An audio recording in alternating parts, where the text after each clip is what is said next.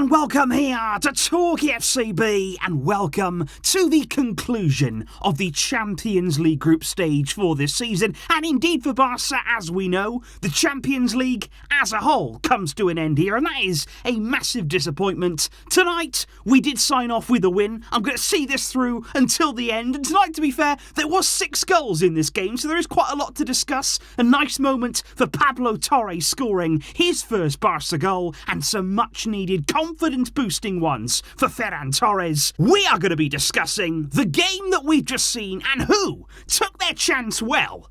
So come on, for the final time in the UCL, let's do it. Because in terms of Xavi's team selection, to be fair, he did heavily rotate in this game, which I was really happy about. You know, coming into the game, we desperately needed to rest some players. There was no point in going all out in this one. As you can see there, that back line, Alba, Alonso and Piqué at centre-back and Bayern at right-back. And I've got to be honest, I was not convinced any minute of this game by that back line there at Barça. In midfield, Frankesi had a chance in holding midfield alongside Xavi, and Pablo Torres starting for Barça. And the front line, to be fair, I thought was actually very promising. Ansu Fati from the left-hand side, Ferran down the middle, and Rafinha on the right-hand side, who did put in a really good performance that we are going to be talking about. And Barça did not take long to open the scoring. It was, though, a surprise goal scorer. It was Alonso who actually brought the ball forward. It went out to Ansu Fati, who took on the shot, and Alonso just continued his run into the area there. He gambled on a mistake from the goalkeeper. That mistake came. He parried the shot, and Alonso was there to basically just prod the ball over the line and give Barcelona a first half lead. There were a few efforts on goal from Rafinha. I thought Ansu Fati again today, guys, should have scored. You know, there's opportunities for him in front of goal. There was one that went right across the box. Alba putting it right there, but he couldn't quite get on the end of it. The goals right now are not quite coming for Ansu Fati, but for Plzen,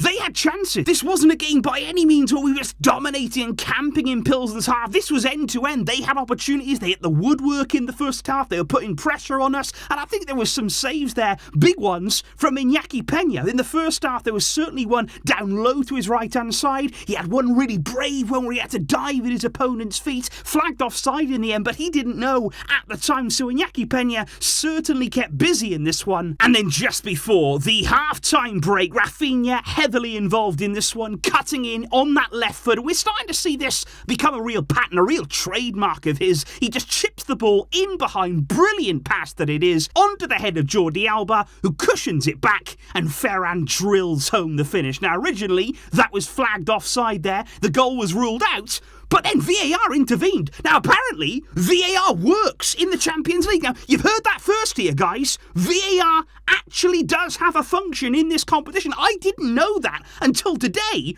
but they gave Ferran's goal. So I'm glad that at least now they've managed to be able to understand how to work it. But Barça going in at half-time, obviously I'm still not hurt. I'm still not hurt, guys. But it was 2-0 to Barça at half-time in this one. But in the second half, we did indeed start to concede some goals. It didn't really go brilliantly for us because first of all, we didn't deal with a simple set piece from Viktoria Plzen. We were all at sea at the back, and in the end, it's actually Pablo Torres that's got a cover. He's the last man there, forced to do some defending, and he brings the opponent down. You know, it's not good. You know, it's not ideal for him to give away the penalty kick. Plzen there scoring from the spot. And then came one of the moments of the game for me. It was Ferran Torres there, surrounded by Viktoria Plzen players, and the footwork was outstanding. And this is something I don't think we've seen enough of from him in a Barcelona shirt there, because he can do that. Brilliant quick feet there in a tight space, manoeuvring around defenders, plays the ball out there to Rafinha, who then returns the pass, and it's a great goal. That's what you'll want to see from Ferran there, that sharpness, that quickness, and especially then the finish as well. He is certainly somebody who seems to rely on confidence a lot. We've got to get that confidence back up. These goals in a game like this, they will help him, because we have to see that more there. Really direct, ruthless nature in front of goal. And then Viktoria Plzen score again. Barça just can't stop conceding goals in the Champions League, and this one, it's a joke of a goal to concede. Out on the right-hand side, first of all, we don't bother to close down the cross there. Bayern doesn't even try to get tight to the man, goes over him, and then Marcos Alonso in the middle.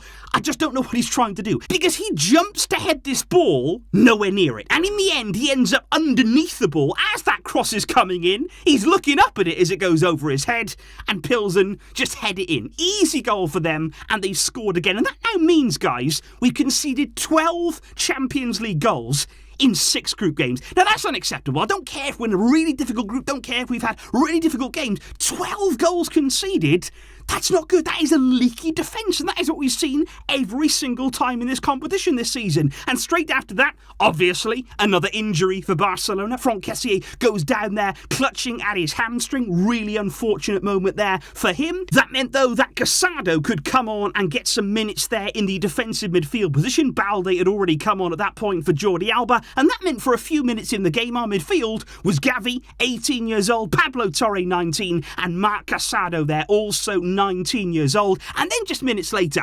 wonderful moment all round really in this goal, because Rafinha starts the move. Again, he's picking the ball up in quite a central playmaking sort of area, puts a lovely lofted weighted ball, picks out Pablo Torres. His first touch is immaculate, and the finish, guys, that's a great finish there. He lashes it. He absolutely smashes the ball past the goalkeeper. No hesitation from him. Great moment. And then, after having that dream first goal for FC Barcelona, he gets injured in the process. And isn't that just a cruel summary of our season? Everything's good. Everything's looking promising. Everything is coming together. And it all comes crashing down. Pablo Torres then has to go off injured immediately after scoring his first Barca goal, and then Alvaro Sanz came on for him in midfield. Dembele came on for Rafinha in attack for the final 15 minutes, and at the end of it all, it means that Barca, we knew anyway, we're going to finish in 3rd in the Champions League. We finished there on 7 points in total, 3 behind Inter on 10. Bayern go through as the group winners. Once again, they won all 6 of their group stage matches, but we just got to put this behind us, guys. There is no other way to really look at this right now other than the fact we've got to move on from the Champions League. We've got to learn from it. We've got to understand what went wrong. We've spoken about that a lot over these past few weeks. But now, focus on the league. We spoke about that in the build-up to this game. La Liga is the priority. It has to be right now. We've got 2 big games now before the winter break. Almeria at home this weekend. Osasuna away as well. Full focus on those. Let's see now. Good performances. We've rested players today. They're going to be fresh at the weekend.